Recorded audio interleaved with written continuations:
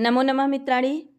आप सभी का संस्कृत ज्ञानदायिनी चैनल में बहुत बहुत स्वागत है। मित्रों, आज हम लोग संस्कृत व्याकरण प्रवेशिका से प्राक कथन के क्वेश्चन के अध्ययन क्रम में आगे के क्वेश्चन को देखेंगे। तो चलिए देखा जाए। अन्य व्याकरण से प्रश्न है कि 7वीं शताब्दी में जयादित्य और वामन द्वारा अष्टाध्यायी पर एक सरल और सर्वांगीण टीका किस नाम से लिखी गई? तो उस टीका का नाम है काशिका। उस टीका का नाम है काशिका। तो यहाँ से प्रश्न बन सकता है कि काशिका टीका कब लिखी गई? तो आप बोलेंगे 7वीं शताब्दी में। किसने लिखा? तो जयादित्य और वामन। तो कभी कभी डाउट उत्पन्न होता है कि जयादित्य और वामन एक ही है कि अलग अलग। तो जयादित्य और वामन दोनों अलग अलग विद्वान हैं। और किस पर ये काशिका टीका लिखी गई? तो अष्टाध्यायी के ऊपर काशिका टीका लिखी गई। तो इस तरह 3-4 क्वेश्चन हमारे बन सकते हैं इससे। अगला क्वेश्चन है जयादित्य का समय क्या है? तो जयादित्य का समय 660 ईस्वी है और इससे ही संबंधित कुछ इधर उधर है। उनका भर्तृहरि का मृत्यु का समय जो है 650 है। तो इससे हम लोगों को याद करना आसान हो जाएगा कि 660 में क्या है, जयादित्य का समय 660 ईस्वी है और भर्तृहरि की मृत्यु का समय जो है 650 ईस्वी है। अगला क्वेश्चन है काशिका पर न्यास टीका किसके द्वारा लिखी गई?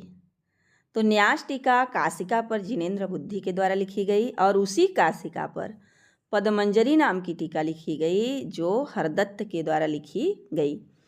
तो काशिका पर ही 2 टीकाएं लिखी गई। किसने किसने लिखा? तो जिनेन्द्र ने न्यास और हरदत्त ने पदमंजरी, ऐसे 2 टीका लिखे। आगे हम क्वेश्चन देखते हैं। भर्तृहरि की रचना क्या है? तो आप लोग जानते हैं भर्तृहरि की रचना वाक्यपदीयम। व्याकरण का दार्शनिक विवेचन किसने किया? तो भर्तृहरि ने दार्शनिक विवेचन किया। वाक्यपदीयम में कितने कांड है? तो 3 कांड हैं। और कौन कौन से कांड हैं? तो आगम, वाक्य और प्रकीर्ण, यह 3 कांड है। चीनी यात्री इत्सिंग के अनुसार भर्तृहरि की मृत्यु कब हुई? तो जैसा कि आप लोग जानते हैं कि भर्तृहरि की मृत्यु 650 ईस्वी में हुई। महाभाष्य पर किसने प्रतीप नामक टीका लिखी? यहाँ 1900 नहीं होना चाहिए, यहाँ पर 1100 होना चाहिए। 1100 में महाभाष्य पर किसने 1100 में लगभग प्रतीप नाम की टीका लिखी? तो कश्मीरी पंडित कैयट ने। तो यहाँ से भी प्रश्न बन सकता है कि प्रदीप नाम का टीका जो है कितने सन में लिखा गया? तो 1100 में किस पर लिखा गया? तो महाभाष्य के ऊपर लिखा गया। और किसने लिखी? तो कश्मीरी पंडित कैयट ने। अगला क्वेश्चन है 17वीं शताब्दी में प्रसिद्ध विद्वान भट्टोजी दीक्षित व्याकरण के किस ग्रंथ की रचना किए? भट्टोजी दीक्षित जैसा कि नाम बहुत ही प्रसिद्ध है और 17वीं शताब्दी में ये लिखे थे। इनके व्याकरण ग्रंथ का नाम है सिद्धांत कौमुदी। सिद्धांत कौमुदी। कह रहे हैं भट्टोजी दीक्षित के पिता का नाम क्या है? तो रंगोजी दीक्षित। और भट्टोजी दीक्षित, अच्छा रंगोजी दीक्षित और लक्ष्मीधर भी आ जाए तो भी सही हो जाएगा। भट्टोजी दीक्षित के किसके शिष्य हैं? तो शेष कृष्ण के शिष्य हैं। भट्टोजी दीक्षित किसके शिष्य हैं? शेष कृष्ण के। आगे के क्वेश्चन को हम लोग देखते हैं कि भट्टोजी दीक्षित सिद्धांत कौमुदी पर स्वयं माने खुद से कौन सी टीका लिखी? तो उन्होंने सिद्धांत कौमुदी पर प्रौढ़ मनोरमा नाम की टीका लिखे। पाणिनि की अष्टाध्यायी पर शब्द कौस्तुभ नाम की विस्तृत व्याख्या किसकी है? तो भट्टोजी दीक्षित की है। पाणिनि के अष्टाध्यायी पर भट्टोजी दीक्षित ने क्या लिखा? तो शब्द कौस्तुभ नाम की विस्तृत व्याख्या की। अगला क्वेश्चन हम लोग देखते हैं। तो अगला क्वेश्चन है कि भट्टोजी दीक्षित के भतीजे कोंड भट्ट ने किन 2 प्रसिद्ध व्याकरण के ग्रंथ लिखे? तो कोंड भट्ट वाक्य विन्यास और व्याकरण भूषण 2 प्रसिद्ध व्याकरण ग्रंथ लिखे। भट्टोजी दीक्षित के गुरु भाई हैं तो पंडित राज जगन्नाथ। पंडित राज जगन्नाथ ने प्रौढ़ मनोरमा किस नाम से आलोचनात्मक टीका लिखी? तो मैंने सिद्धांत कौमुदी पर भट्टोजी दीक्षित ने प्रौढ़ मनोरमा नाम की टीका लिखी और उस पर पंडित राज जगन्नाथ ने आलोचनात्मक जो है टीका लिखी। उस टीका का नाम क्या है? तो मनोरमा कुछ मर्दिनी।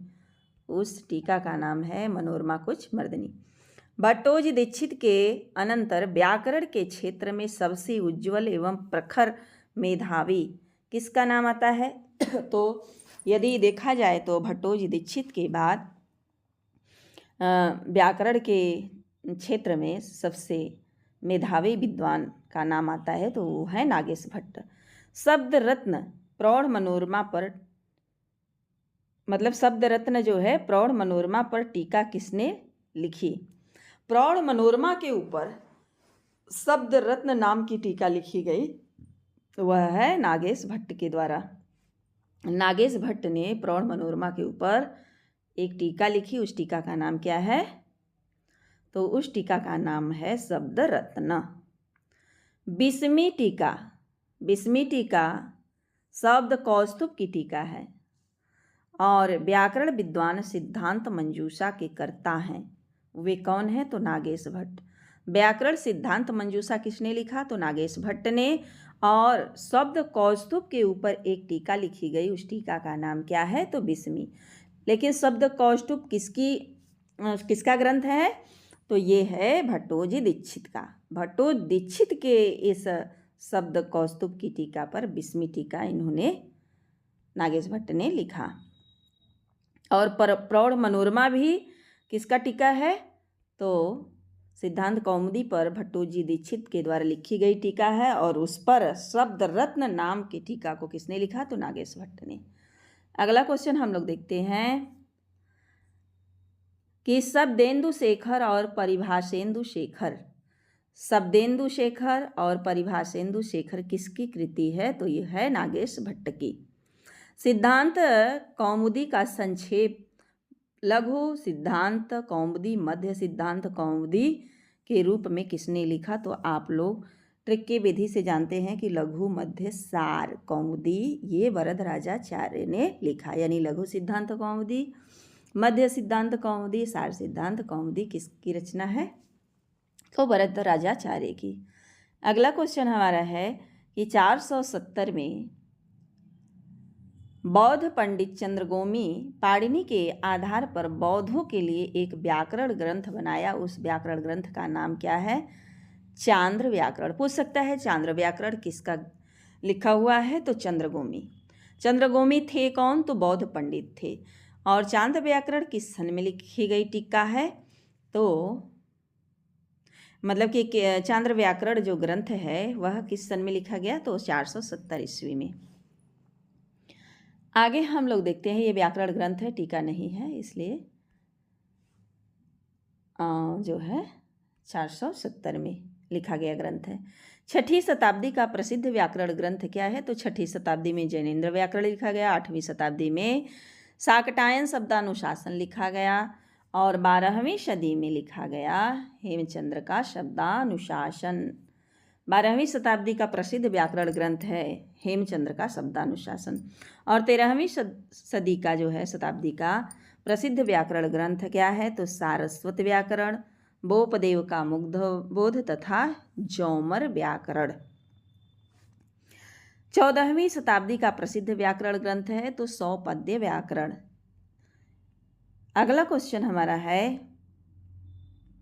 17वीं सदी में सारस्वत व्याकरण पर किसने सारस्वत चंद्रिका नाम की टीका लिखी? तो रामाश्रय ने। सारस्वत व्याकरण पर सारस्वत चंद्रिका नाम की टीका लिखी गई, वो लिखने वाले थे रामाश्रय। और यदि कभी सूत्र पूछे कि कितने सूत्र हैं तो ध्यान रखिए कि बोपदेव का जो मुक्त बोध है इसमें 1200 सूत्र हैं और सारस्वत व्याकरण में 700 सूत्र है। तो मित्रों आज यहीं तक, इसके आगे का क्वेश्चन मैं अगले वीडियो में लेकर के आऊँगी।